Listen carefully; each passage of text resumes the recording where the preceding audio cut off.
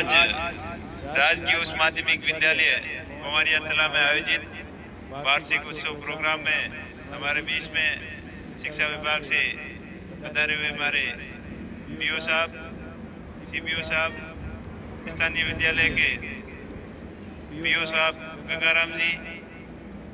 आपके सरपंच प्रतिनिधि संजना राम जी, सरपंच साहब नील सर हीराराम जी और सभी सम्मानित मंच और सामने विराजमान समस्त गांव के वरिष्ठजनों, मेरे युवा साथियों, मातृशक्ति, प्यारे छात्र छात्राओं, सबसे पहले मैं आप सभी से क्षमा चाहूंगा कि जो आपको आने का टाइम दिया हुआ था उससे 2-3 घंटे आने में देरी हो गई। लंबा चक्कर है और हर जगह जाते हैं वहाँ अपनापन के भाव से थोड़ा थोड़ा करते देरी हो जाती है, तो देरी के लिए मैं क्षमा चाहूंगा। मैं धन्यवाद दूंगा समस्त बीओ स्टाफ को कि आपने कम स्टाफ और कम सुविधा होते हुए भी विद्यालय का रिजल्ट बेहतर रखा और आपसे पूरे गांव और सभी क्षेत्रवासी आशा करते हैं कि जिस प्रकार आप विद्यालय के अंदर प्रोग्रेस कर रहे हो हर दृष्टि से, चाहे शिक्षण संस्थान में हो, चाहे खेल एक्टिविटी में हो, चाहे विद्यालय की जो संख्या जिस तरीके से आप बढ़ाने के लिए प्रयत्नशील हो, हर दिशा से आप इस बनोरिया विद्यालय का मान और सम्मान बढ़ा रहे हो। इसलिए समस्त बीओ स्टाफ का बहुत बहुत आभार, बहुत बहुत धन्यवाद। देखिए, शिक्षा के क्षेत्र में हमेशा अपना जिला पिछड़े जिले के रूप में जाना जाता था और वैसे अपन सब अभाव की श्रेणी से गुजरे हैं। पुराने जमाने में 7-8 साल अकाल पड़ जाते थे और बहुत ज्यादा दिक्कतों का सामना करते हुए आज इस स्टेज तक पहुंचे हैं। पुराने लोग कहते थे कि खेजड़ी के सौल उसकी पीस करके रोटियां बना के खाते थे और अकाल की बात करें अब ये बच्चे बैठे ये समझेंगे नहीं अकाल क्या होता है, इनको पता ही नहीं है। क्योंकि जिस प्रकार पिछले 10-15 साल से बारिश भी अच्छी हो रही है और कृषि क्षेत्र भी बढ़ रहा है, ट्यूबवेल भी बढ़ रहे हैं, तो वो जमाना जो बहुत ही विकट परिस्थितियों के अंदर से निकलकर हम आज इस स्टेज तक पहुंचे हैं और वो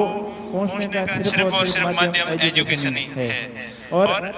आगे प्रोग्रेस करने के लिए ही माध्यम सिर्फ और सिर्फ एजुकेशन है, शिक्षा है। तो आप सभी शिक्षा के प्रति और ज्यादा जागरूक रहें। जिस प्रकार रामदास जी ने उस जमाने के अंदर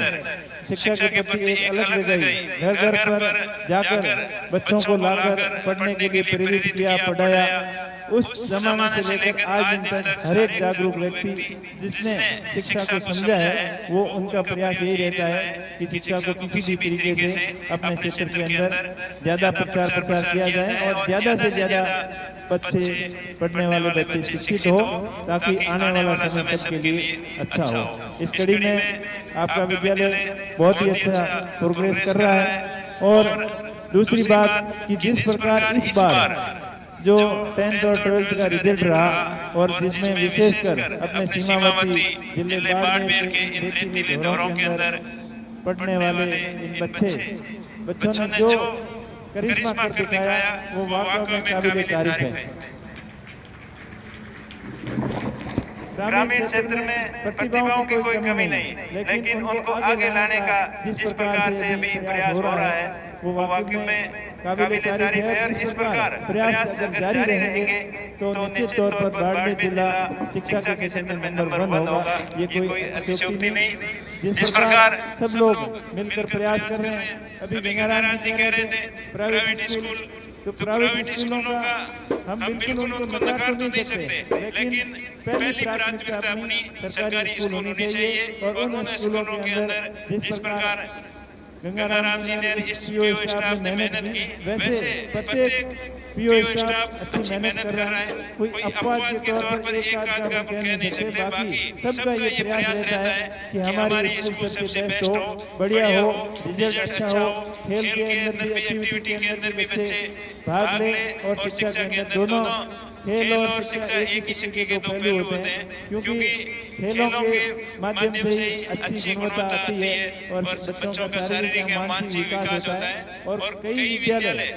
खेलों के ऊपर ज्यादा महत्व देने लगे और स्कूलों को, स्कूल के अंदर शिक्षा को महत्व को कम पढ़ने लग गया, तो ये भी एक चिंता की विषय है। पहले शिक्षा और खेल दोनों जरूरी है, तो इनको साथ साथ चलाएं और मुख्य प्राथमिकता एजुकेशन को दें। और जब से प्राइवेट विद्यालयों के अंदर बच्चे पढ़कर कम संसाधनों के अंदर, जहाँ सरकारी नौकरी के लिए बच्चे प्रयत्न करते हैं, कंपटीशन की तैयारी करते हैं, उनकी नौकरी नहीं लगती है, वो बच्चे अगर प्राइवेट स्कूलों में पढ़ाकर अच्छे रिजल्ट दे सकते हैं तो सरकारी स्कूल क्यों नहीं दे सकते। जब से ये कंपटीशन की भावना पैदा हुई, तब से शिक्षा के स्तर के अंदर सुधार आया और मैं आशा करता हूँ कि ये सुधार निरंतर आगे जारी रहे और जो आरपीएससी से सिलेक्टेड जो शिक्षक हैं वो जिस प्रकार शिक्षा का महत्व समझ रहे हैं, ध्यान दे रहे हैं और पुराने शिक्षकों का और नए शिक्षकों का आपस में जो तालमेल बैठाकर जो एक अच्छा प्रयास कर रहे हैं, वो बहुत ही काबिल तारीफ है। और इस प्रकार सबकी जागरूकता रही तो निश्चित तौर पर बाड़मेर जिला शिक्षा के क्षेत्र में नंबर 1 होगा। मेरा प्रयास रहता है हमेशा, मैं जहाँ भी जाता हूँ ग्रामीणों से, सक्षम व्यक्तियों से यही अपील करता हूँ कि जिस प्रकार आप एक गांव के अंदर 2 करोड़ रुपए लगाकर एक भव्य मंदिर बना सकते हो, तो एक भव्य स्कूल क्यों नहीं बना सकते। अगर गांव के लोग तय कर ले कि मुझे हमें मंदिर भी बनाना है और मंदिर से ज्यादा स्कूल को प्राथमिकता देनी है, स्कूल के अंदर जो भी सुविधाओं की कमी है उनको हमको मिलकर पूरा करना है, तो निश्चित तौर पर ऐसी कोई कमी नहीं होगी जिसको हम पूरा नहीं कर सकते। मैं धन्यवाद दूंगा इस स्कूल के जमीन के भामाशाहों को कि उन्होंने अपनी भूमि को दान किया। अभी जो डॉक्यूमेंट की प्रॉब्लम बता रहे हैं, मुझे अच्छा ही नहीं बल्कि पूर्ण विश्वास है कि आप सब समझदार हैं और मिल बैठ के इस समस्या का समाधान कर लोगे कि जिस प्रकार एक भव्य मंदिर करोड़ों रुपए बनाकर हम खर्च करके भव्य मंदिर बना सकते हैं, तो इस स्कूल को भी भव्य बना सकते हैं। कैसे भी करके जमीन का मामला हो, चाहे बिल्डिंग का मामला हो, चाहे अन्य सुविधाओं का मामला हो, चाहे खेल मैदान का मामला हो, अगर सभी पॉजिटिव थिंकिंग के साथ भी ये तय कर ले कि हमको ये करके दिखाना है, तो आप निश्चित तौर पर कर सकते हैं। और बच्चे जो इस बार जो रिजल्ट दिया वो वाकई में सबको चौंकाने वाला था और हमें पूरा गर्व है, फख्र है कि जो बाड़मेर जिले की शिक्षा के अंदर रैंकिंग में सबसे 30 जिलों के अंदर पहले 27वें 28वें नंबर पर थी, अभी जो धीरे धीरे सुधर कर काफी ऊपर आ गई है। और इस प्रकार अगर ये प्रयास जारी रहा तो निश्चित तौर पर आने वाले 4-5 साल के अंदर भी बाड़मेर जिला शिक्षा के अंदर नंबर 1 हो सकता है। गुणात्मक शिक्षा, अच्छी रोजगार उत्पन्न करने वाली शिक्षा, हर क्षेत्र के अंदर बाड़मेर जिला आगे बढ़े, मैं यही आशा करता हूँ। और मैं धन्यवाद दूंगा कि बड़ी संख्या में मातृशक्ति भी या स्कूल के अंदर आई है। जब माताएं बहनें शिक्षा के प्रति जागरूक होगी तब इसमें डबल गति आएगी, क्योंकि बच्चा सबसे ज्यादा अपनी माँ के पास में रहता है। पिताजी दादाजी बाहर भी रहते हैं, काम धंधे पे भी जाते हैं, नौकरी पे भी जाते हैं, पर बच्चा स्कूल के बाद में सबसे ज्यादा घर में और दूसरा टाइम रहता है स्कूल के अंदर। तो माताएं बहनें भी आजकल बच्चियों की एजुकेशन बढ़ी है तो ज्यादातर पढ़ी लिखी भी है, तो आप ज्यादा से ज्यादा इनके ऊपर ध्यान रखेंगे तभी इसके अंदर और ज्यादा सुधार आएगा। और बच्चियों की संख्या भी, पहले हम तो स्कूल पढ़ते थे तब हमारी स्कूल पूरी स्कूल के अंदर 400 की स्ट्रेंथ में 3-4 बच्चियां होती थी, लेकिन आज बच्चों से बच्चियों की संख्या स्कूल में पढ़ने वालों में ज्यादा है। ये बड़ी खुशी की बात है और ये क्रांतिकारी बदलाव यहीं से शुरुआत होती है। मैं आशा करता हूँ कि ये बदलाव निरंतर आगे चलता रहे और आप बच्चियों को स्कूल बीच में छुड़ाएं नहीं और कम से कम ग्रेजुएशन तक बच्चियों को ग्रेजुएशन करवाएं और बच्चे और बच्ची को बराबर तवज्जो दें, तभी शिक्षा के क्षेत्र में बाड़मेर जिला आगे बढ़ेगा। दूसरा कि 12th करने के बाद में 10th के बाद में बच्चे कौन से सब्जेक्ट चूज करें। काफी ग्रामीण क्षेत्र के अंदर बच्चे साइंस मैथ पढ़ने की इच्छा रखते हैं, लेकिन सब जगह फैसिलिटी नहीं होती है। तो पेरेंट्स बच्चों की भावनाओं को समझते हुए जहाँ स्कूल के अंदर साइंस और मैथ की फैसिलिटी है या कॉमर्स की फैसिलिटी है और कॉमर्स पढ़ना चाहता है बच्चा, तो बच्चे की इच्छा के अनुसार 10th के बाद में जो सब्जेक्ट स्कूल के अंदर बच्चा पढ़ना चाहता है उसी स्कूल के अंदर एडमिशन दिलाए। और 12th के बाद में अलग अलग